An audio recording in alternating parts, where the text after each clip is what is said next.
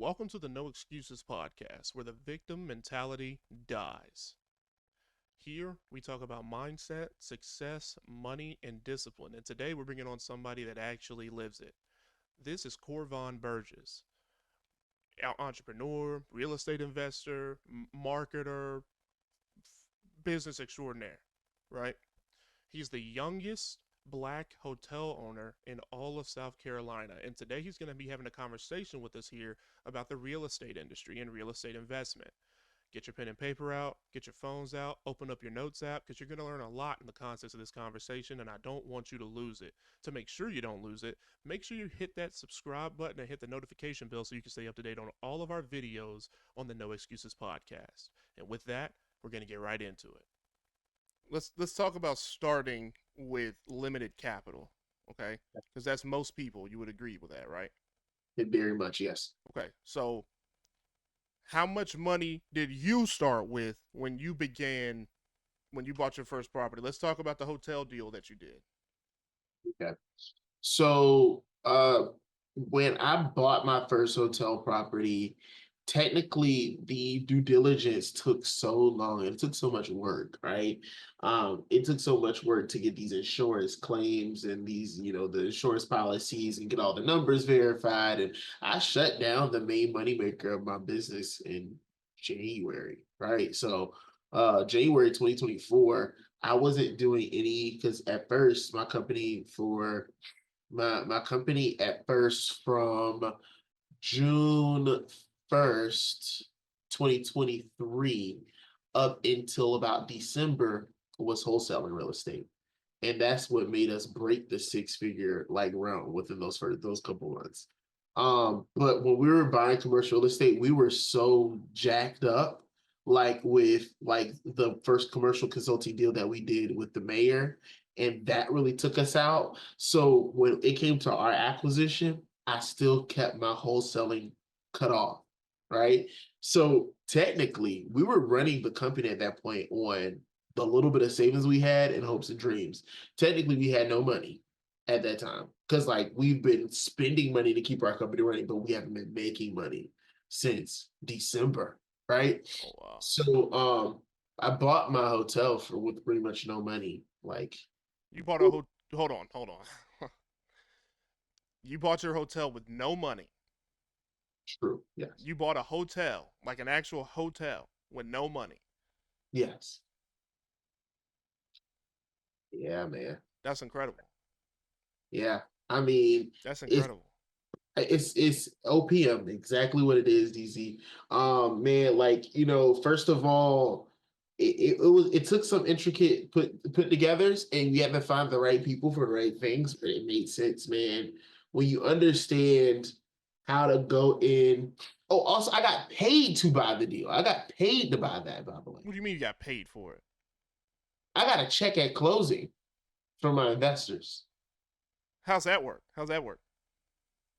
I got them again. When you add value, there is no limit. there's no limit. There's no limit, man. There's no limit. There's no limit. Um, Long story short, I bought my deal at such a good price, and I structured my debt at such a good. I bought a great property right off 95 at some banging 5% interest only debt with barely a 10% down payment, a 5-year balloon. Plus, I just found out that they're about to develop right across the street. So, like, if I walk out here right now and I walk across the street and check my mail, they're going to be building several stores and restaurants literally across the street. This corridor was kind of like sleepy at one point. Now they just found out that their investment in this property automatically just doubled. Hmm.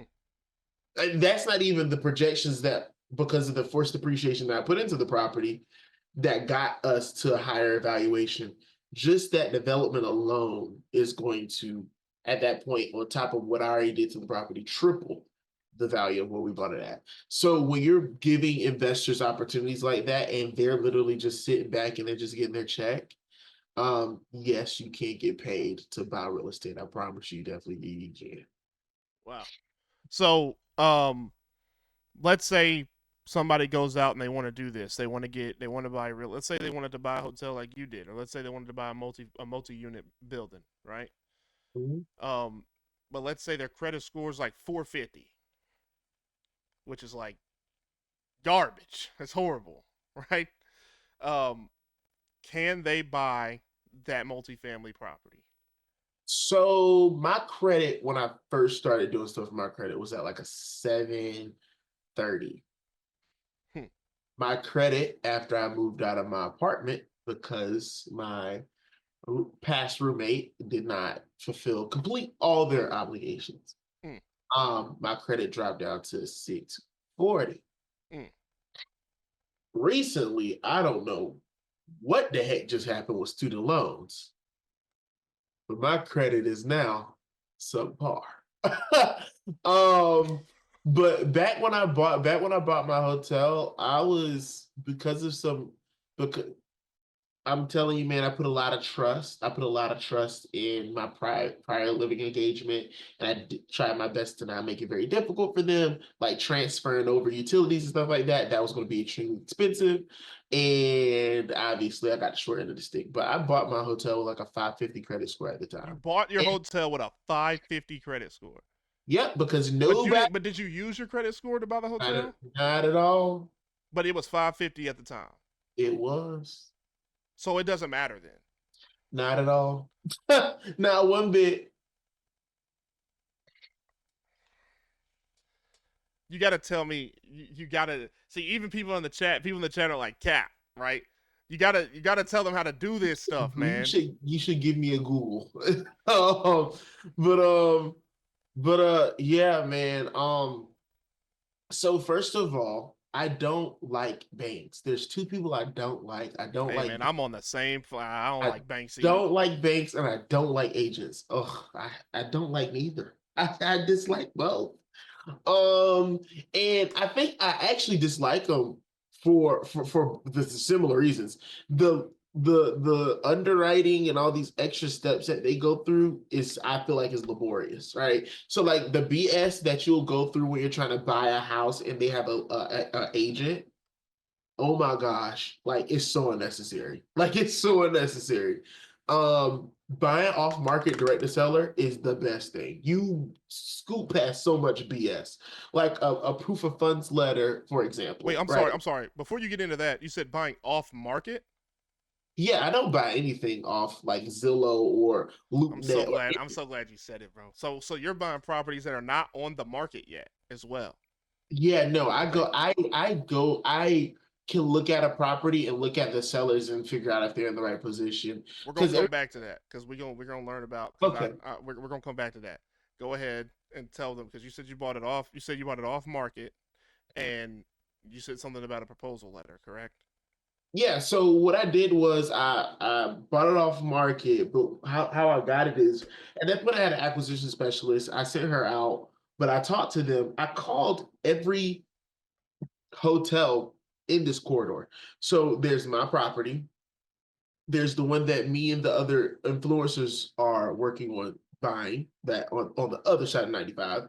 And that's an 80 unit interior corridor, like two-story hotel that I'm converting into another project, right? Mm-hmm. Then across the street is a 104 unit two-story motel with a detached like apartment style building on it as well. Um Everybody on this corridor beside my property wants to sell to me. So I'm just trying to buy them one by one. But yeah, man. What I did was they gave me a call back. They called my company back. They called and my assistant said, "Hey, they just called back and they want to talk to you about the offer." I met them in person. I submitted them a letter of intent. For they had me at. Is it okay if I say prices? Yeah. Okay. They had me at. We were at like 2.3. We're at Million. 2 million. We're at 2 point. No. I'm thinking about the wrong property. We were at 1.4 million. I'm thinking about the 80 It's unit. cool. It's cool. We were at 1.4 or 1.3 mil. And let me see how the math works. It's 20. It was a 20 door because I like the whole boutique aspect of it. Where So oh, let's say I go like because I know there are websites or apps that you can go to look at properties that are not on the market, right? yeah, And I'm guessing part of the benefits of getting a property that's not on the market is you have less competition and less eyes looking at that property, correct? yes. Okay. So what could I utilize? What websites could I utilize? What apps could I utilize in order to look at properties that are off the market? I mean, 9 times out of 10, if you are riding around, you're going to see them. Like honestly, it's one right off 95, off exit 132 that I really want to buy. And it's just all abandoned and decrepit. And it's a very empty corridor, but I So that's love what it. you're looking for. You're looking for like properties that look abandoned, properties that don't look good. They need a little bit of work done to them, or a lot of work done to them. Yes. And I mean the other one, if you want to look like directly and you want to like do direct outreach, you can use PropStream. PropStream costs, that's $99. They probably don't went up. Some A people year, 90 or a month. that's a month. Okay. And some people don't got the extra 99. The other one is batch leads. Awesome. But I'm paying Batch leads. batch leads, but I'm paying like three something a month for that. Hmm. Um, but the best woo woo is go ahead and listen to that good old Jerry Norton and get that good old PropWire free login. You can't beat it. You can't Prop beat it. wire. Oh Lord. Trotwire with Jerry Norton. Yes, sir. It's awesome, man. I mean, just put in your motivating factors like years, time owned. Did they own it in the LLC? A lot of these Patels just normally own them. Obviously, that's what I work with predominantly with these sellers are normally Patels, and that's also the biggest way that I keep finding these deals. Is at this point, it's they're found for me. I treat one Patel. Treated one Patel right. Now, every Patel is very trusting because they all talk. They have little conventions. They have meetings. They because they all like all the hoteliers, right? They all meet up.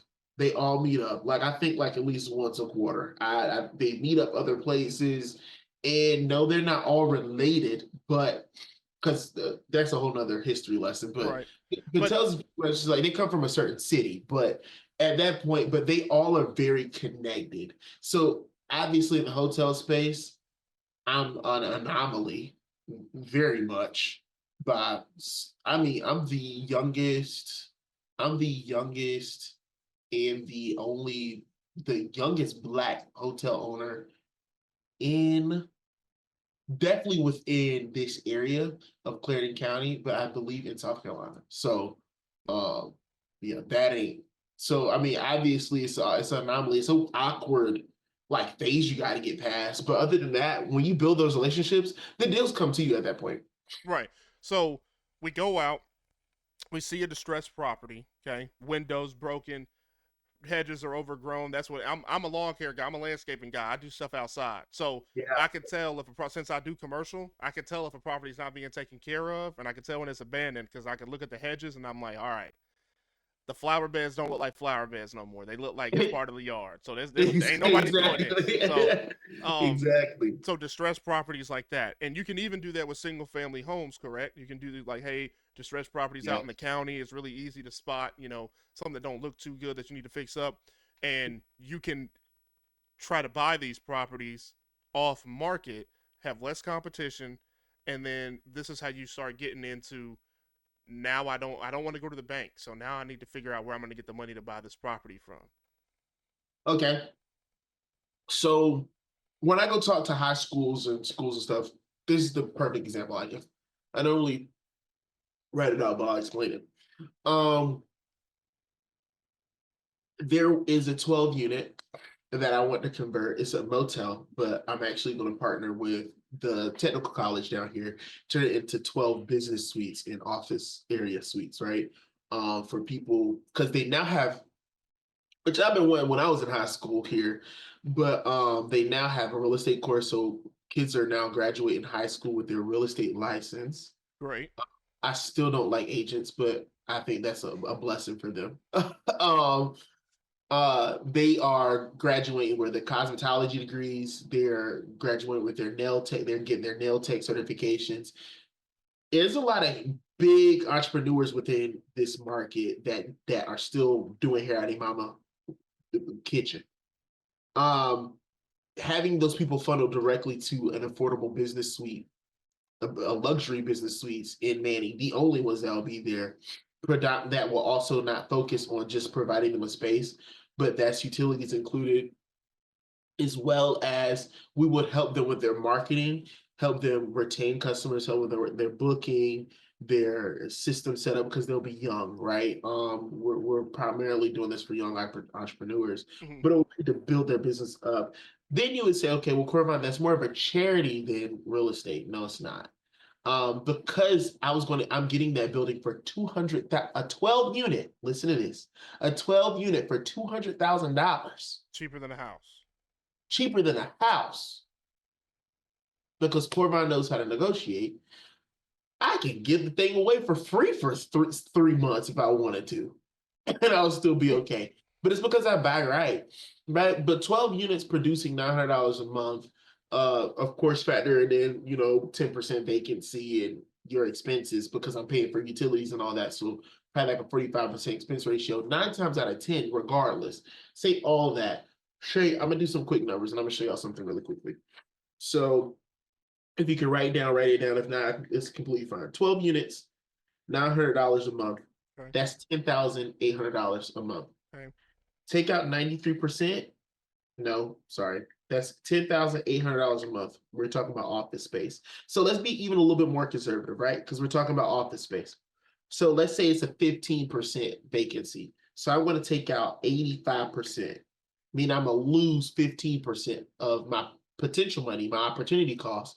I'm gonna lose this because people didn't pay their rent, or people rather left the office. So that's what, $1,600? Roughly. Now I'm making $9,080. And then people are like, oh my God, that's so amazing. Hold up, we have to pay bills, right? Let's say we're going to be spending around 40% of the money we make on bills, maintenance, helping these kids out, paying for their market and stuff like that. So that means we're making a 60% profit margin. We're going to multiply that by 12. That's now $5,500.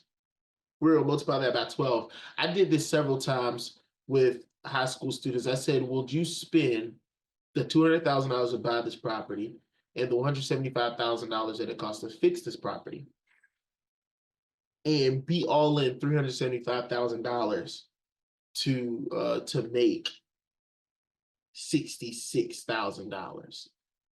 But let's pull that back, right? And that's a year. But let's pull that back just a little bit more. I would say, would you spend $375,000 to make $5,000 a month? They said, no, I will never do that. I said, well, what about $66,000 a year? They said, no, that's still dumb. See, I would go to a bank and say, hey, my net operating income, or I'll go to a refinance lender and I'll say, my net operating income for this property is going to be $66,000. And they're going to say, hey, even though you're in a market where your a capitalization rate is the rate that they will evaluate your property at, is a 6.6, we're going to still evaluate at a 7%, right? So when you divide by a small percent, you get a big number. That property is now worth $944,000, right? Right? Oh man, yes. Yes. So that property is now valued at $944,000. So then when I ask those kids again, would you spend $375,000 to make $5,000 a month? Then now their answer is yes. And that's the power of real estate. But then people were going to say, well, I don't have 375,000. Right. Yeah, they don't have it. Joe has it. Joe has it. Joe had it since 1995. And if I say, Joe, give me 375,000 and give me 12 months to get this thing stabilized and refinanced, and I'll give you a 375 back with 20% interest, he's going to be happy. But He's what does that, is that where the credit score comes in? No. They don't care because you have the property as collateral. I already have a cash flowing property that was appraised at 944. They Right. could give a damn about who I am. So when I go to a DSCR lender and I say, hey, this property is cash flowing X amount, they're going to look at the debt service coverage ratio. They don't give a hell about me. They go just say, is the property going to pay the mortgage and make some money still? Is it going to, that 1.25 is it going to pay that full debt and can it cover 25% more just in case some shit hit the fan? At that point, yeah, they're like, I'm not gonna say they're gonna completely disregard your. Some will, some definitely will. Some DSCR lenders that will say, hey, this property Oh, is BSCL lenders. no DSCR, debt service. DSCR.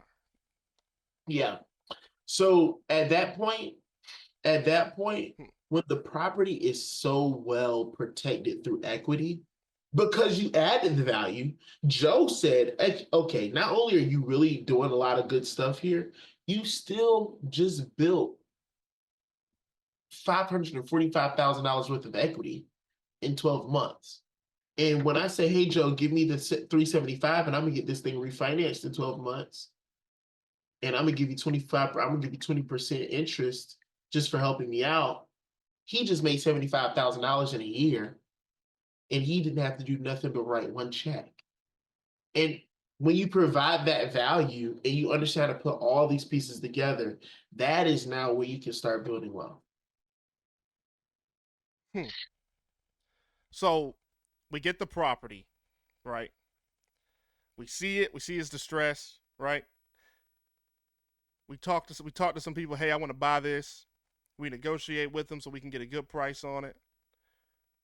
And then when we get that price, in a matter of 12 months, we could take it to a bank. We could. I'm just saying we could take it to a Yeah. bank.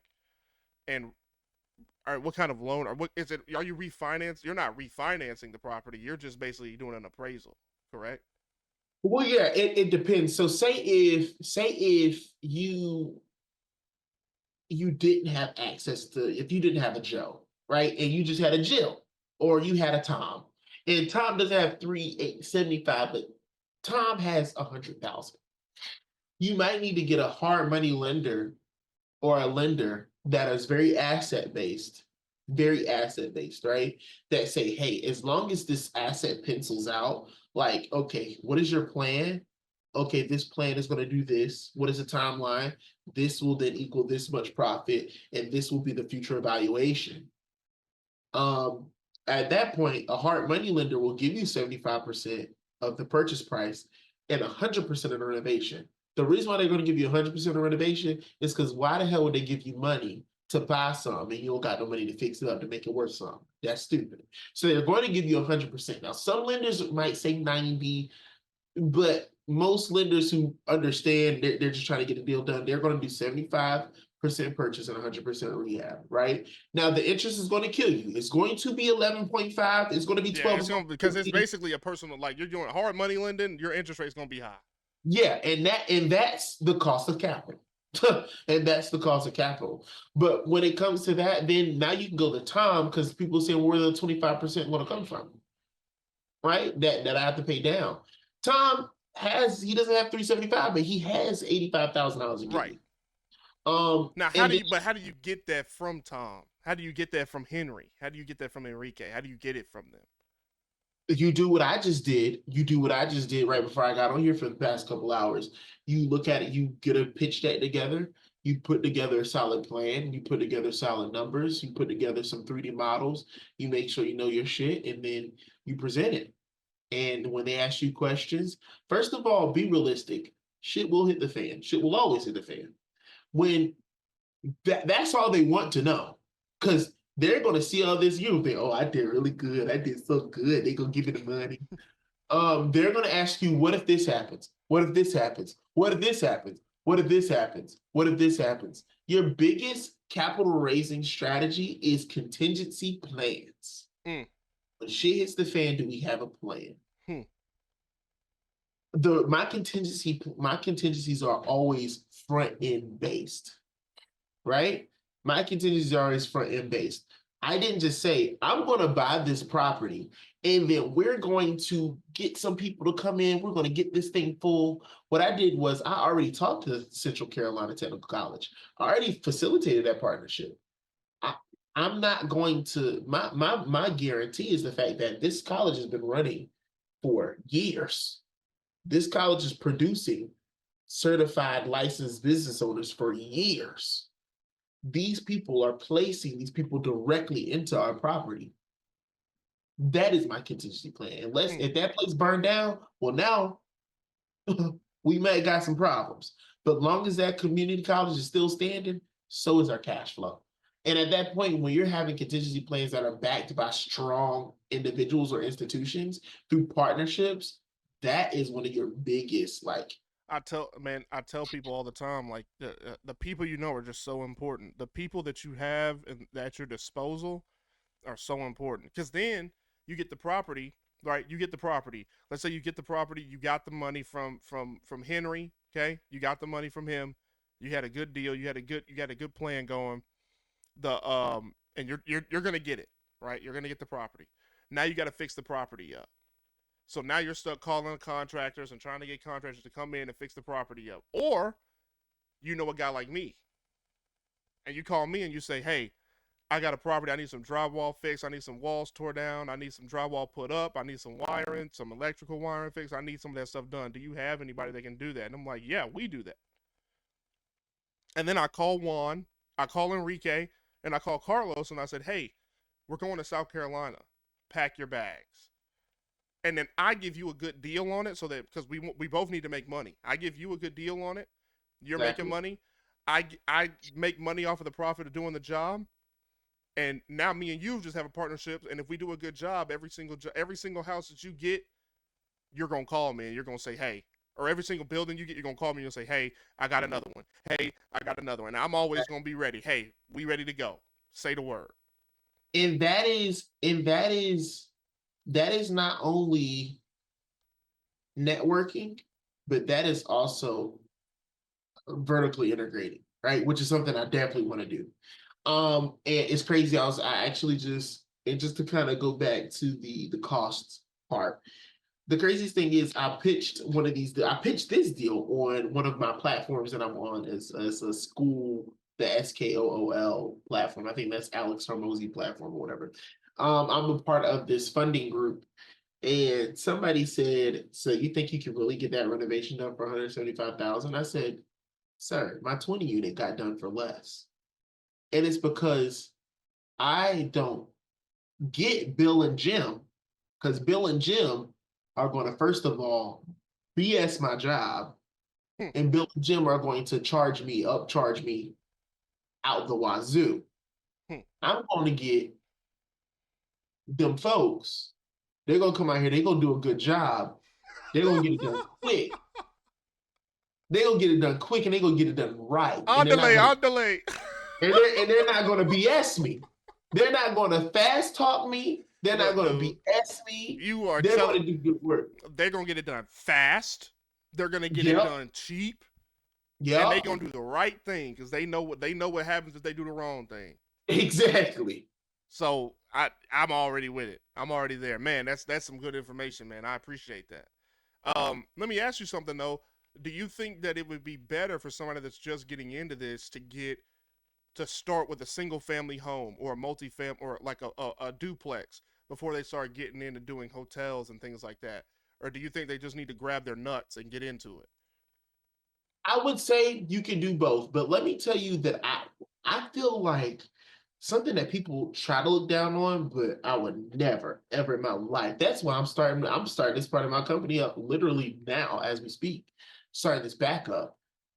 I would say realistically get into wholesale real estate first for multiple reasons. Because first of all, you can wholesale. I wholesale the house. I got a house from Zillow and I sold that thing for $5,000. And it took me 2-3 weeks to get that check. And I did And all that you with had to do was make an offer letter. all I had to do was make an offer letter and then throw that thing on Facebook Marketplace and I had it sold. Right. So people gotta understand. And that $5,000 I got from that deal, I didn't spend. I didn't buy But I don't nothing. have a real estate license, Corvon. Well, you don't need one. To stop letting them folks lie to you. Stop letting these folks lie to you and tell you that you need a real estate license to do real estate. So I That find ain't a house on Zillow.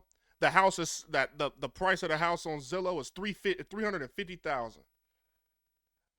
Do I okay. contact the realtor or do I contact the owner of the home? Okay, now this is a case by case. If it is a on market deal, if it already says on sale and it is listed with the listing agent, ethically, we should call the agent. Mm. You're not going to, some agents are very awesome. And that's probably a solid 5% of them. The other 95% are going to get on your damn nerves. But it's when you learn how to get past that, when you learn how to get past that, you can leverage relationship with agents. And I'm going to show you the math behind this. One agent, their whole thing is prospecting and getting clients. You might be talking to one agent, but you technically talk to 100 people. Because all the agents talk to each other. Not only do all the agents talk to each other, but the agents are sitting at their desk on a one line dialer. Makes no sense to me, but on an auto dialer all day, and they're just calling listings, calling people every day. Hey, do you want to sell your house? I'll list it. I'll list it. I'll list it. I'll list it. Did I do that? I didn't do that at all. I only picked up my phone to call them. They were the one calling people all day. So imagine if I build a relationship with 5 agents, and those agents speak to 100 people a month. I now speak to 500 people a month by only speaking to 5 people a month. Efficient. So that's where it does come in to where if you find an on-market deal, close that deal with that agent, but also make sure that you keep that agent in your pocket. Because once you give that agent one commission check, because they see, okay, he can take a deal to closing, oh, they never gonna let you go. They're never gonna let you go. So if you see a house on market for sale, call the listing agent and just tough it out, buddy. But So I call the listing agent. I let them know, hey, I'm trying to take this house from you. I call the listing agent and I'm like, hey, I see. Do you have anybody that's interested in buying this house that's on Zillow or Redfin or wherever you saw the house on, wherever. You call the listing agent. Hey, I saw this house. I have a person ready to buy this property for. I mean, let's just say they're gonna buy it for 10,000 over what they're asking for on Zillow. Is that what you say, or do you do? How do you go? How do you navigate that deal wholesale wise? well, I want to say one thing. I'm not trying to get too off track. Zach, the comments are literally on. And every time I see one of your comments, I'm trying to speak about what you're saying at the same time. I'm just not trying to get too off base, buddy. I promise you I'll read them. But it's all good, Zach. It's all good. I was just like I see you. I promise you I see you. But no, and I'm gonna tell you why. Agents hate us, okay? Right. I'm I'm an investor. Some people say they're an investor and they're not. I literally buy real estate. I invest in businesses. I have lost thousands. I've lost $20,000 in a day. Okay, I invest. Okay, I invest. Some of these agents have not owned one thing in their lives, but they'll swear that they know everything more than you and they're better than you. Okay.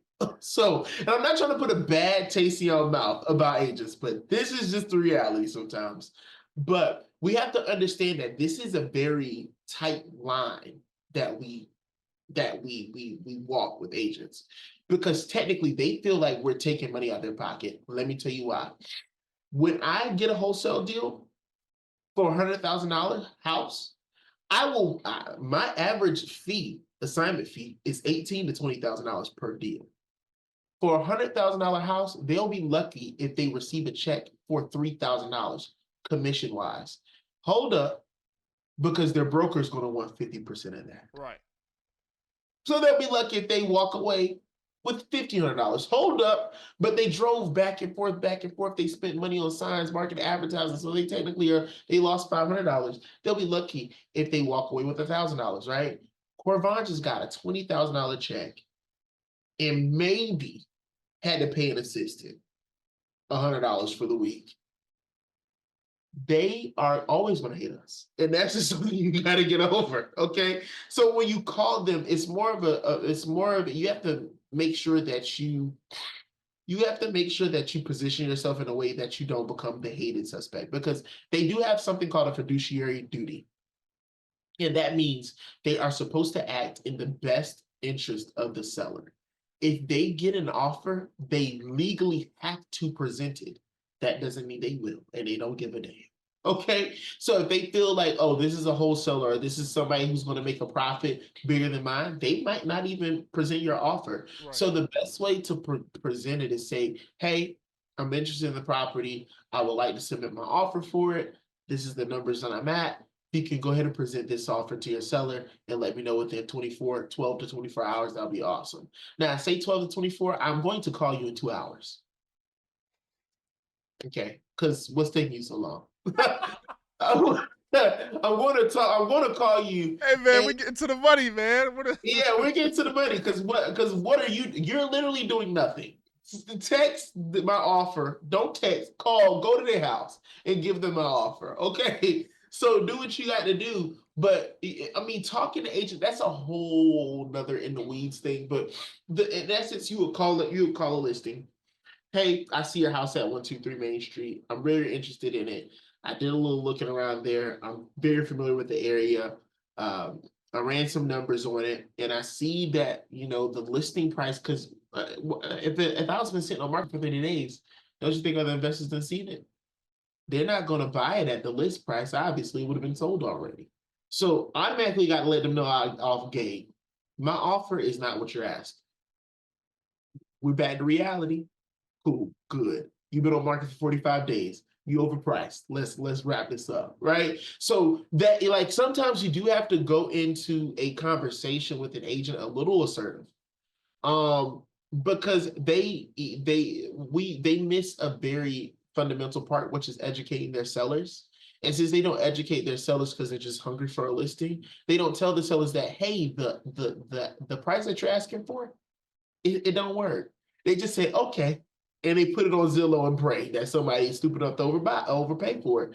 But that's what happens when these sellers get so pissed off, because they're like, why we wanted a contract 3 times and it fell out? Because the lender said, hell no. What are y'all doing? The bank that the family went to, they keep saying no. Like, that's dumb. So long story short, you have to position yourself in a way of an expert. You need to do your research on the market. That doesn't mean, like I say, take 30 days and 30 nights, read 40 million books, and go to 80 million seminars and pay Pace Morby $20,000 to teach you. I did not say that.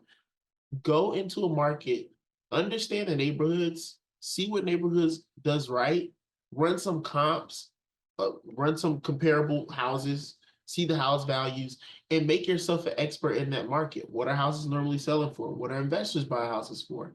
And say, hey, I'm very knowledgeable in the market. I like the deal. I'm gonna be real with you. I think we both know I'm not going to be around your asking price. However, our company, we got the cash. We're able to close. We're willing to make the deal work, long as y'all are willing to be in reality and we can actually get something on paper. Now, if y'all ready, this is what I would say to a deal that is sitting on the market for a while. If y'all are ready to actually get to the closing table, we can start talking. But if y'all want to sit on Zillow for a while, y'all can stay there. How would you like to proceed? And some agents, they might curse you out, and that's okay. But most agents who are tired of sitting on market and the seller is just getting annoying, that's how you're going to just get through the BS. You don't want to try to do all the fluff. You just wasted 30 minutes of your day just to get cursed out. If you're going to get cursed out, get that done in the beginning of the call.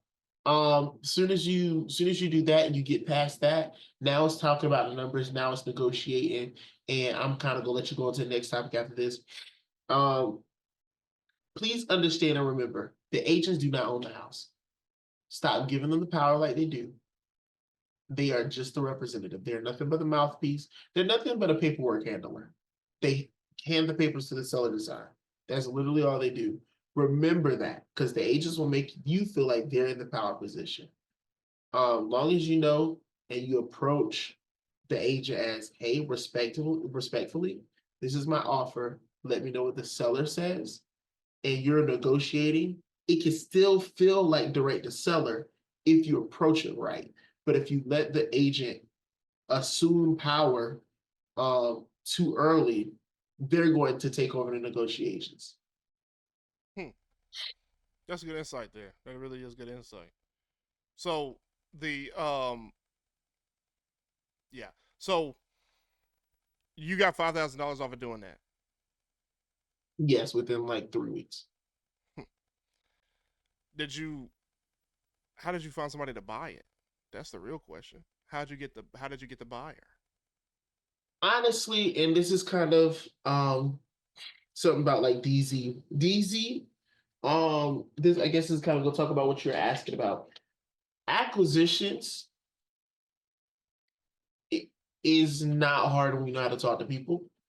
Dispositions is easy when you got the right tools, you got the right network, but it's hard if you don't. A good deal will find a buyer. A good deal will find money, right? So for example, how I did it for this one is I'm gonna tell you something. I don't know what's up with Facebook Marketplace, but boy, they don't like people. I put the deal on Facebook Marketplace. I got a lot of people. The first few deals I ever wholesaled were all sold for and found buyers on Facebook Marketplace, or rather a Facebook group post, That's right? insane to me. I have now been blocked off of 5 different Facebook Marketplace accounts. Like like they have blocked my Uh, Corvon Burgess. They have blocked our Starlight Stays. They have blocked our Dispositions via lie page. Like anytime we post a deal, like they just say hell no. Like I don't know what's up with Facebook now. Like and it's really like it's really hurting a lot of small businesses because a lot of small businesses are just randomly getting their shut down for no reason. Like we listed some of our rooms on Facebook Marketplace because for extended stays, some people go there for extended stays or for rent or midterm rentals, right? They shut down our hotel Facebook Marketplace for like no reason. They're like, it's our place. You want to tell us we can't market it, right? So, but I put it on Facebook Marketplace, and a lot of people messaged us, and we just scheduled walkthroughs. Like, just imagine, like people like hold you've on, hold been on, hold on. You schedule walkthroughs. exactly like that's what I'm about to say. Like, You went to the guy's house and let him in. yeah. How? Actually, these were abandoned houses. So back then, I did not have my second. I did not have my Second Amendment right yet. Right. So at this point, I was going in these abandoned houses with nothing but a metal pipe and a prayer. Okay. Um, but man, like at So that point, you put him on Facebook Marketplace. uh-huh. I guess Facebook don't like that, but you put him on Facebook Marketplace. You just put the house on there. How much the house costs? Put all the information about the house, pictures of the house. You could just take it straight from the Zillow site. Really, you could just take it from there. That's exactly what I do. And people hit you up, and you can list that if they're trying to sell the house for 150,000, you can list it for, you know, 100 and you can list it for 150,000. But let the seller know, hey, this has been on the market for 60 days. I think you're probably going to get about 120 or 130. Exactly. And then when the person decides that they want to buy the house for that price, you get the difference. You just send them an offer letter and you get the difference. Exactly. So that's how it goes. And then the craziest thing is, I just said that I submit offers, I conduct walkthroughs, I put listings up online, and I make fees off of closing real estate. I just described you a real estate agent. And every day they're going to sit there and make you feel like you got to pay somebody and you got to sit in a classroom for 3 to 6 months to be able to do that. Stop letting these people BS you. You can do real estate whenever you want to. Um, it just looks cool with the license behind it. Now, of course, please, I'm not an attorney. This is not legal advice. I will tell you, please understand the laws of your state. In South Carolina, certain things about wholesaling are, I wouldn't say illegal, but they're banned, right? The marketing of a property that you do not hold interest in or own is now banned within South Carolina. and finable due to NAR, that confused organization full of people. So you have to understand what your state is currently doing. However, I don't even operate, my wholesale operation doesn't necessarily operate in South Carolina, it operates in Florida virtually. I close houses that I never even see. I close on houses that I never even see. I've closed over $170,000 worth of real estate, worth of fees, and I have not been to one of those closing tables. I have not touched a damn pin. Gotta love it. Gotta love it. So they, so you put the property on there, operates out of Florida. Somebody asks you for a walkthrough. You don't go down to Florida to do the walkthrough with them. Not at all. If I find that the seller, if it's like a beat up house and they just say, hey, if you go in the backyard, that piece of wood that's on the door, it's not nailed up. Just push it over. Right. I just tell that to the investor. Hey man, when you go to the backyard, just push the thing over. Just make sure you walk out, you push it back in place, you take a picture, and you send me an offer. It was times I had 4 investors go to a house at the same time. I say just, hey, the highest and best offer, y'all win. And they text me the offer, they signed my contract, and they were closing next week. Now, what are the keys to getting that contract in place? What is that contract called? For the investor? Well, like for the person that will be buying the house, yeah. If it's yeah, it's an assignment contract. It's a 1-page contract. An assignment contract. Okay. Okay. A house you've never seen before. That really made me laugh. That's hilarious. That is so funny. Yeah. Put it on Facebook Marketplace. Get inquiries in on that way. Put it up there for how much you want to make on the property. 150, 50,000, 75,000, whatever, right? Put it on Facebook Marketplace. They let you know. You say, hey, you can do a walkthrough on this day and time. They go there. They do the walkthrough. They send you an offer. If the house is 75,000, they'll send you an offer for 75,000 or 60,000, whatever. And then once they sign that contract, you just give that check to who? I also don't touch all the check. I don't do none of that. So, what happens is, I give the seller or the agent a purchase agreement, and it says that my company and or signs will buy this house. The seller signs it. I send it to the title company. Then I find a buyer. I send him a paper that says, hey, I now assign all of my rights and responsibilities of this contract to you for $20,000, right? They signed that. I send it to the title agency. I shut the hell up and I wait for my check in a week later. The title agency gets the money from the buyer. They distribute all the money. I just give them my wire instructions, which is just a PDF. I email it over to them. I say, y'all text me with my money in my account. Other than that, I'll talk to y'all later. Now, of course, title issues sometimes come up. And like, say somebody has a lien or a judgment on the house, you can handle that. It's okay. It's not the end of the world. Stuff happens. But for the most part, it's pretty simple. Amazing. Amazing. I understand how to do it. But I have to ask the questions in a manner as if I don't understand so people can get the information that they want to get. But all right, we're gonna move on. Okay. I hope y'all learned something with that. If you didn't, like, if you're not screen recording this, you're really fucking up. If you're not screen recording this or writing it down as we're talking about it, you are really fucking up, man. And for the people that just came in here, sorry about it. You're gonna have to check it out on the YouTube, man. I'm sorry. Like, listen, it is what it is. Look, so let's get into something else, okay? We talked about the investment properties. We talked about distressed properties. We talked about how you go about getting those. We talked about hard money lending. We talked about doing things not going to the bank, okay? Let's talk about growing wealth through the real estate. Okay. Growing wealth through real estate is, well, what exactly do you want to talk about when it comes to growing wealth? So here's the thing.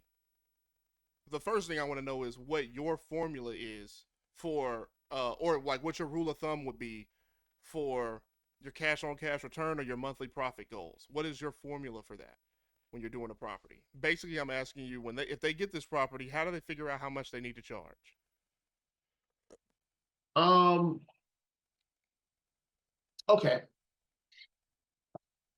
I feel like your investment thesis is going to be built upon your situation, right? So, for example, I might buy a property where my main thing is not equity, my main thing is cash flow, right? Meaning that it will be a big cash flow, but it won't be a big equity growth, right? And that's for a person who's buying real estate because they need money right now. Um, right now, because our company has so much stuff going on, and I didn't put myself in a bad position in life, like um, well, I don't want to disclose that, but just know that my living situation is completely handled through real estate. Um, I peep because it. okay, yeah, exactly right. It's completely handled through real estate. I So work with real estate companies, so I understand. okay, so like me personally, I have no bills really. My girlfriend is my biggest bill, right? So, um, um, Tell me about it. so my thing is, I don't need to buy deals that are crazy cash flow. Like right now, I'm not taking a dime from my hotel property. Other than the first check I got when I bought it, I'm not taking a dime from the cash flow because I'm smart. Like I'm smart with it. Like I don't need to buy properties for cash flow right now, but the equity in 5 years, oh, I'm lovely, right? So I'm lovely. Like I can rather just buy all my investment partners out, or I just cash out my equity and I'm sitting amazingly pretty Right. at 28, right? Hmm. Yeah, 28. I'll be sitting amazingly pretty. My job is to be amazingly pretty by 30, So, right? but when we're talking about cash flow, how do you decide whether a property is is going to generate enough cash flow to be worth purchasing? Well, that is a couple metrics. But a couple metrics that you need to look to, but not making it too much in the weeds, a very long story short, is your vacancy and your expense ratios, right? Your vacancies and your expense ratios is going to equal your net profit. Vacancy plus Um, expense ratio equals net profit. yeah, well, gross times, well, it's weird because it depends on how you do the equation. But pretty much your gross income minus your vacancy. Let's do it like that because that'll be a little bit easier, Okay, even though it's not gross income minus. minus your vacancy. Yeah, minus your expenses equals your net income, right? Hmm. Um, and at that point, now you have to start looking at cash on cash, right? Because how much money are you bringing in compared to how much money did you put in, Right. right? And that's how you're going to see your cash on cash metrics. Now, these vary. When it comes to buying real estate, unless you're about to be buying it all, you have to think about this number is now going to be split, right? So if you're doing a LPGP, right, a general partner, people like me who are the owners and primary controllers of the real estate. So even though I have limited investor partners, they don't control what we have going on. They're silent partners.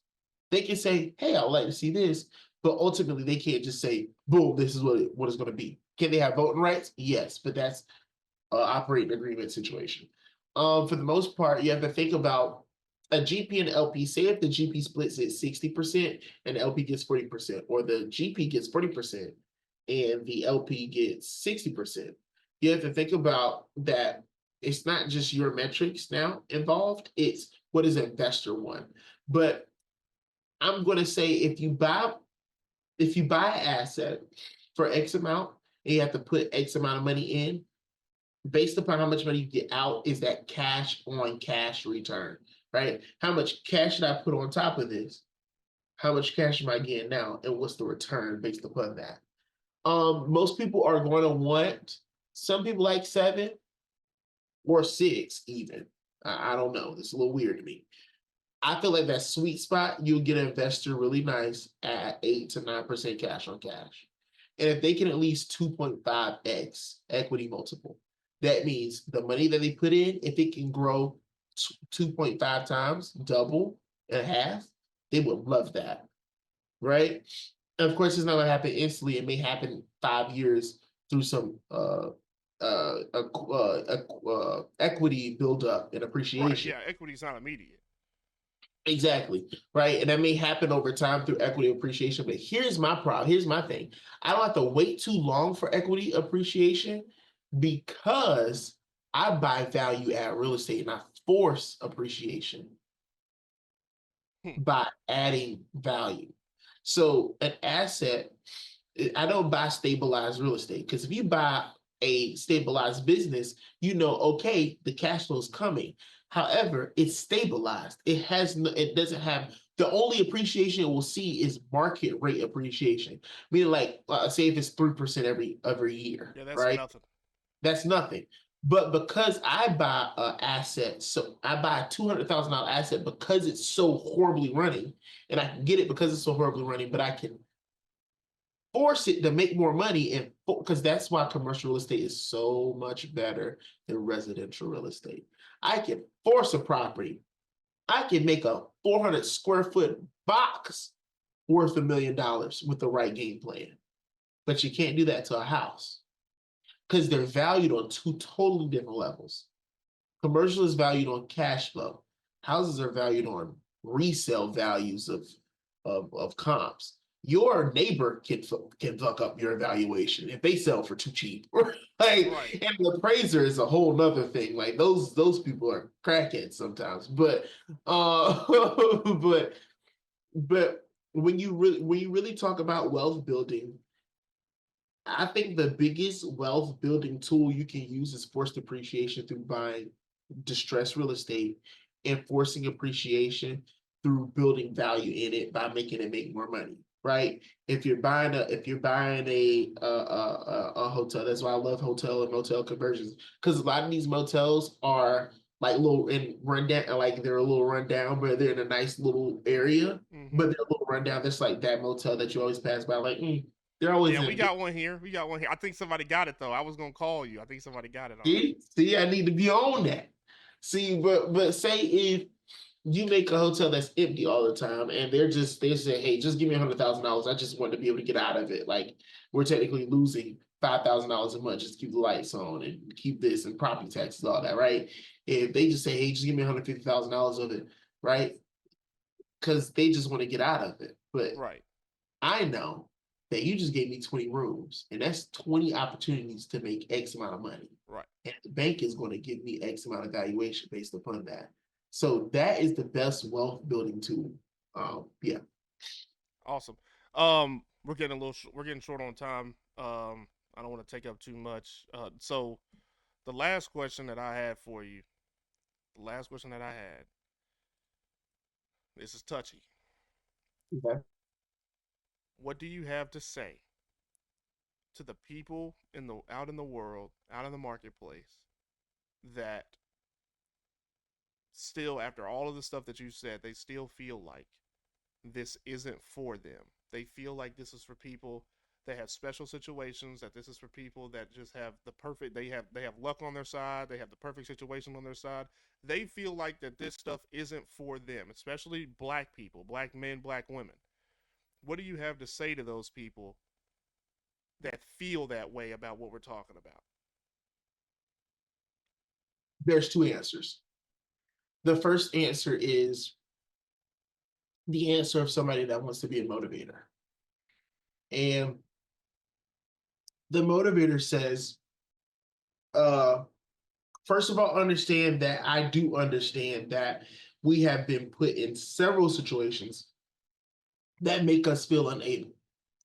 And I understand that a lot of these psychological feelings.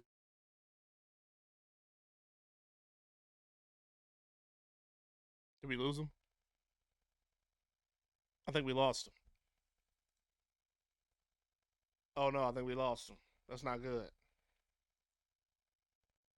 Oh man, this was gonna be the best part, bro. Oh no. Oh no, I think we lost him. No way. They got us, chat. They got us. No, what? Corvon, can you hear me? Hello? Oh,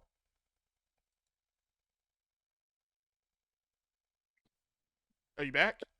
Yeah, I'm back. Ooh, Did they get you?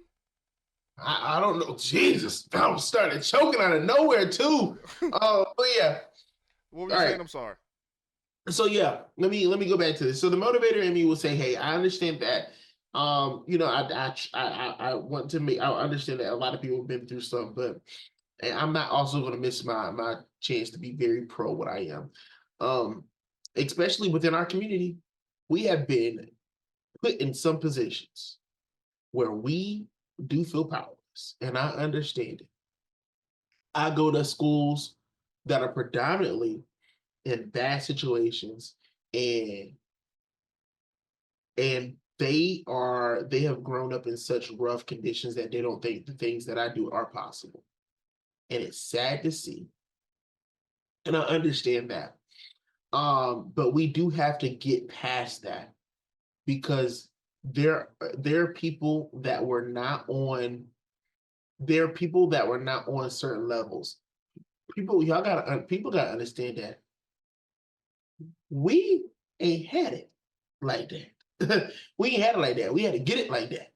My company, my company. Okay, Corvon, well, your family owns businesses, so obviously they gave you some money. I Yeah, hear it all my the dad time. gave me $50 to get to Clinton, South Carolina for my first wholesale deal. He said, "That's the gas money I'm gonna give you. Better figure it out." And that $50 is what made me get the $5,000 deal, and that's it. That shit was on me at that point. So yeah, I mean, if you think you can start a multi-million-dollar business, if I give you $50 right now, I'll give it to you right now. But I promise you, 9 times out of 10, you ain't gonna be able to do it. And I'm saying that only because a lot of people don't understand the grit that it takes to get stuff done. The motivator in me is going to say, "Hey, you can do it. And I promise you, you can. You just have to get yourself out of the rut of believing that you can. You need to stop also chasing this social media dream. People got to understand I drove an Acura 2009 Acura with a dent in the back, a big old dent. And the dent came because I was helping somebody out with their computer. I was helping this older couple out with their computer at their house, and the husband left the house. He said, "Hey, I'm about to go real quick." I hear boom. He just rammed in the back of my car on accident. He thought he was going backwards, but he went forward. Um, and they're so nice. They were going to get it fixed or whatever. But I don't drive no more because it broke down on me. But I was driving around that big old dent as a hotel owner, as a real estate investment company owner, as a debt fund company owner, as a party promotion business owner, as a co-manager of clubs and lounge owner, right? Like I've done all this, right? With a 2009 dent up Acura with a grill on the front that's a different grill from what it's supposed to be. Okay, get out of that social media stuff. You're seeing people taking flights and I'm a what do you call it? I'm a real estate girly at 23 buying a Bentley and she's struggling to pay her bills. Okay. Get out of that social media stuff. It's so fake. Um, and you will start seeing that your dreams are not as far as you think. Now, the other reality of it, if you don't think you can do it and that's what you're stuck at, you can't quit. Leave it alone. Go work a minimum wage job at that point. Because, like I said, man, I do agree with you on some points. I do. But if you're going to be able to get past that rut, it's for you. You just have to break past a certain mindset level. But if you're going to be stuck here making the same excuses every day, it's not for you. Quit. Go clock in tomorrow, and I'll talk to you tomorrow. That's kind of how it's going to go. Um, but those are my true thoughts for real. Corvon Burgess, everybody. That's I completely agree. I completely agree. Um, we need to get more people shifting that mindset, and that's the whole point of my platform. We need to get more people shifting that mindset, and I think the more the people that we get to shift towards the mindset of believing that they can do it and believing that it's for them, um, the more wealthy our generation is going to be. So thank you so much, Corvon. Do you want to plug social media? We'll tell these guys where to follow you at. Oh yeah. You can follow like the stuff that we do on Facebook. Yeah, we do have our company Facebook is Burgess Legacy Investments. My personal Facebook, my social media manager she's in all of my. I mean, I don't do anything to be a content creator, but she does update my social media. Corvon Burgess, you can go on there. Our website, burgesslegacyinvestments.com. Um, we're working with Peyton Vaness, and he is one of the faces of the AHPI, the Affordable Housing Project Initiative, right now, as well as Big Fabo. Um, Peyton has about 600 something K. Fabo has about 2 million followers as well. We have some other influencers that's working with us on this initiative as well. You can look up the initiative, do whatever y'all like to. Y'all can reach out to me. My email is somewhere on my website. I know it should be. Or you can literally schedule a meeting with us. I'm always available to talk to y'all. I love your community, man, and I love, chat with y'all. So, yeah. Awesome. All right, guys, that is it. Corvon Burgess, good to talk to you, man. We'll be in touch soon, man. Have a good one. All right, man. All right, so if you didn't get any of that social media information, I'm gonna put it inside of the description of the YouTube video. Um, Reach out to Corvon, man. If you want to pick his brain, if you guys want to know, if you guys want to learn any more about that, please do so.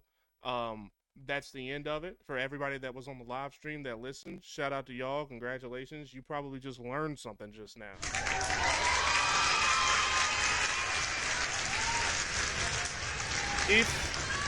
If you missed the beginning of the conversation, check it out on the YouTube channel. The YouTube channel is No Excuses Podcast Official on YouTube. Go ahead and shoot us a subscribe and like catch up on the things that you missed out on. You want to listen to the whole conversation so you can get the context of things that are being said. Write stuff down, record it. Okay? You got a phone, put it inside of your notes, learn something, be better. Because remember, man, there's no excuse. There is no excuse to not be successful within the United States today. Okay? And with that, this is the No Excuses Podcast. We are out of here. Peace.